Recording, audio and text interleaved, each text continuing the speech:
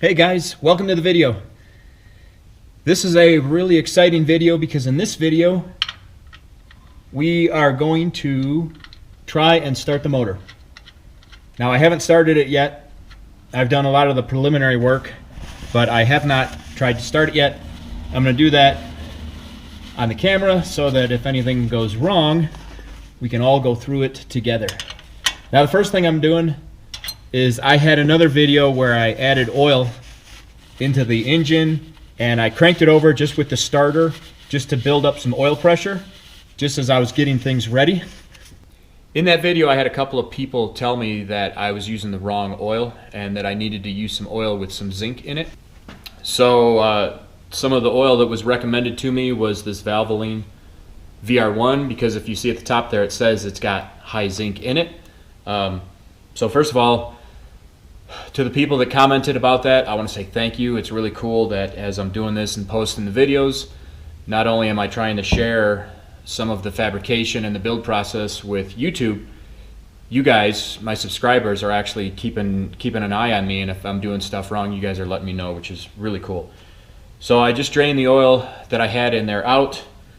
I'm going to throw in about 3 quarts of this, and then we're going to add some fuel in here. I'll go over a couple of other things. I'm going to throw a battery charger on it, and we'll get things started. Another thing I need to do is add gas. So this morning I went and I grabbed about 3 gallons of gas at the gas station, and I need to put gas in here. That's a little bit nerve-wracking because I made the fuel cell, and although I've pressure tested it, you know, it's kind of a little bit nerve-wracking the first time you ever actually put fuel in it. So I'm going to put about 3 gallons in here. That should be plenty to fill the sump. I'll let that sit while I'm working on a couple other things getting ready, and I'll check out for leaks a couple times before I actually go to fire up the engine.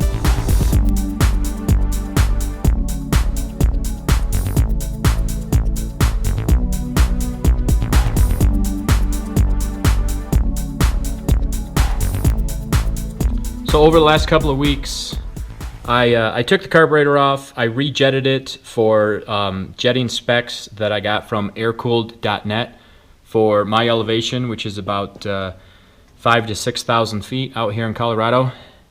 I redid my throttle linkage a little bit to better work with my pedal.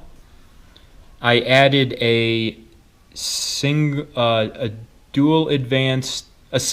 vacuum dual advanced distributor with an electronic ignition module in there.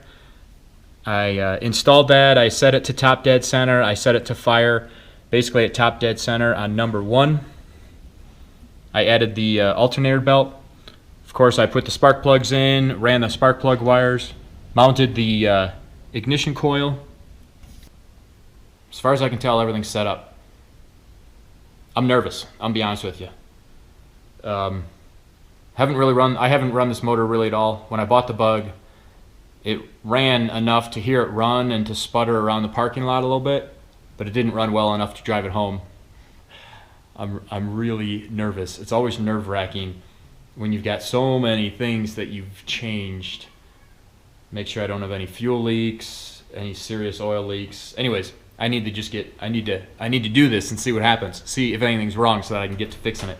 One thing that I am going to do, because this is a rebuilt transaxle that I bought, and I have not run the Bug with the transaxle yet, so just to make sure I don't have any accidents while I'm just putzing around with the motor here, I am going to disconnect my axles at the transaxle so that if it's in gear and I don't know that it's in gear, or if it pops into gear, or if anything crazy happens, it won't be able to move the Bug while I'm just messing around with the motor.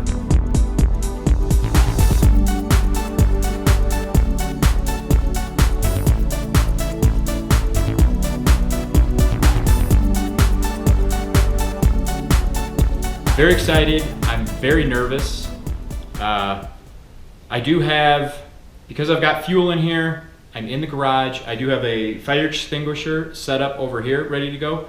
And I have a fire extinguisher set up at the garage door ready to go, just in case I do have any fuel leaks that get on the engine or any electrical or anything like that.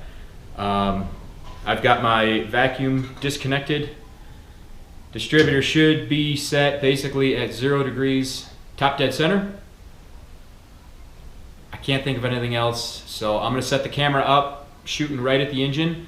I'm gonna go try and fire it up. So let's see what happens.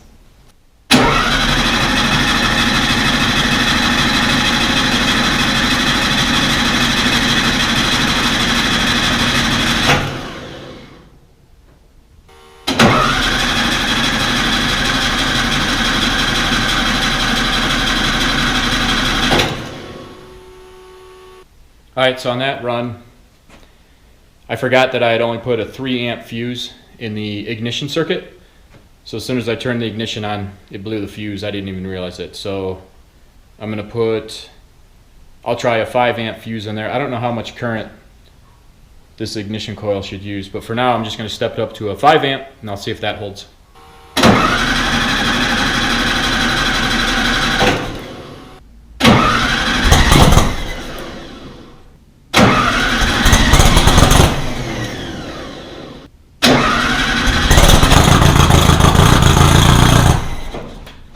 So on that one, it did actually start to fire up. I just quickly felt the exhaust on all 4, so all 4 were firing for that short little spurt. I did have to step on the pedal a lot, so what I'm going to do right now is I'm going to turn up the idle a little bit, but I also suspect that it might possibly be over choking it, so I'm going to open the choke up a little bit, and I'm going to take the air cleaner off, open the choke up a little bit, and see if that helps.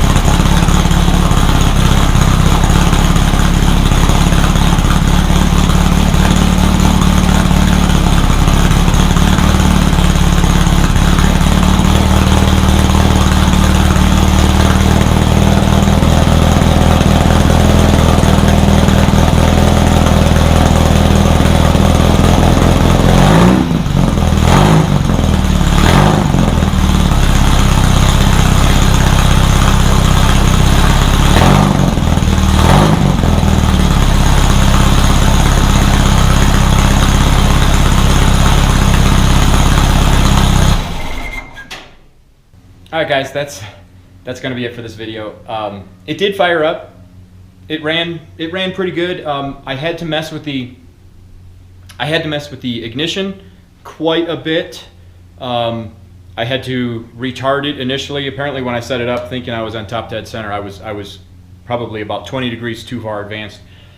So the first thing I did was manually turning it back until I got it to a point where it was running what sounded really good. And then I put the timing light on it, and my book tells me to put it at the instructions that came with the distributor say put it at 7.5 degrees with the vacuum line disconnected. So when I first put the timing gun on there, it was at 10, 11, maybe 12 degrees, and it actually ran pretty good at that.